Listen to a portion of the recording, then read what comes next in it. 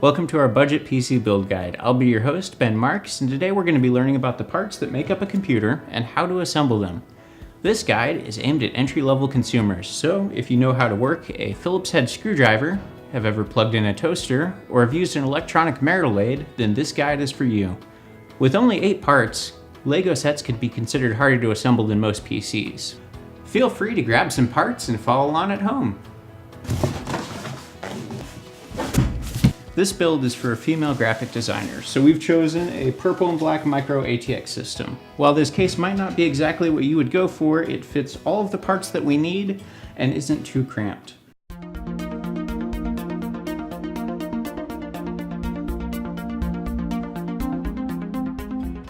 We'll start by taking off the side panels of your case.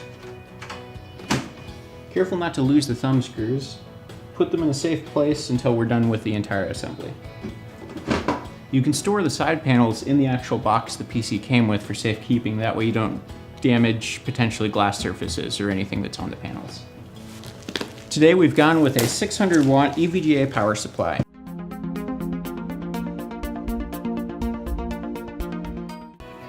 When installing your power supply, you have 2 options. You can orient the fan so that it draws air out of the case and out the back, or you can orient the fan so it draws air from under the case and out the back.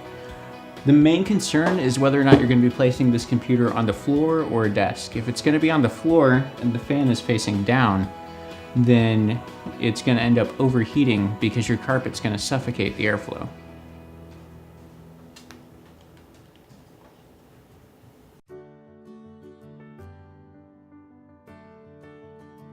Now that the power supply is installed in the case, we can set it aside for a minute while we install the rest of the components into the motherboard. For the next step, you need your CPU, motherboard, and RAM.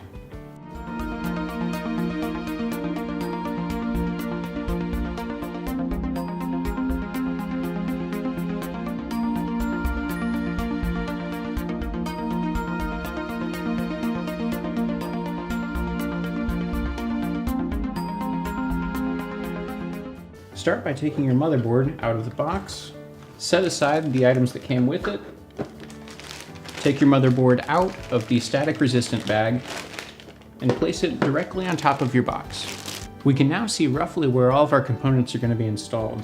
This AMD CPU comes with a heatsink and the CPU itself.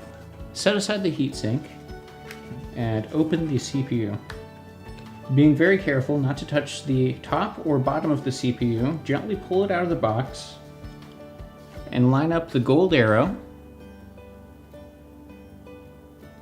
with the arrow indicated on your motherboard.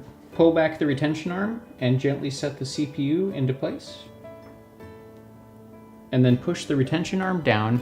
It may feel like you're going to put too much pressure on it, but just push through that. Line up the 2 metal cutouts in conjunction with the plastic on the actual motherboard tray, and lower the blue retention arm, locking it into place. Plug the CPU heatsink fan wire into a motherboard header, and we've installed our CPU. For today's build, we've chosen a 16GB kit of Patriot Memory Viper Edition. Pull back the small plastic brackets on either side of your RAM slots, and line up the notch in the RAM with the notch on your motherboard.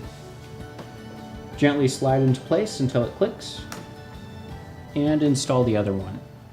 Now that we've installed our CPU and RAM, we can go ahead and put the motherboard into the system. Now's a good time to familiarize ourselves with where everything's going to go in the computer case. Start by laying it on its side, and take out anything that came in the PC. Your extra screws may be in a small box, or in this case, just a tiny bag attached with a zip tie. At this point, you may need to install your motherboard standoffs. In our case, they actually were already pre-installed. Before installing your motherboard, you need to take the rear I/O panel and slide it into place at the back of your computer. Lower the motherboard gently into the computer case on top of the standoffs while lining it up with the back rear I/O panel. At this point, find the standoff screws that came with your motherboard and install them at all of these points. For today's build, we're using a 250GB Samsung Evo SSD.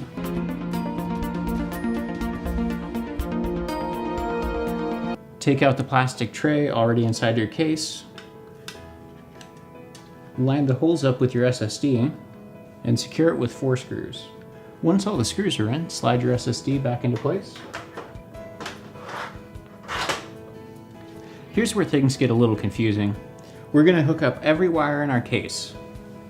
If you're new to this, it might seem challenging. I would suggest consult your motherboard and case instruction manuals if they came with one.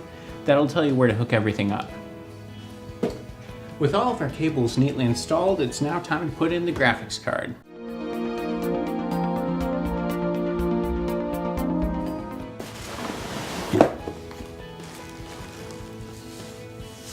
Slide your graphics card into place in the top slot. Push the graphics card until it clicks into place. Now we just need to secure it by screwing on that back panel. With the graphics card oriented in place, take the last power cable and plug it directly into the front of the graphics card. At this point, we can put our panels right back on. And there you have it, your computer's done. Thanks for joining us on this PC build guide.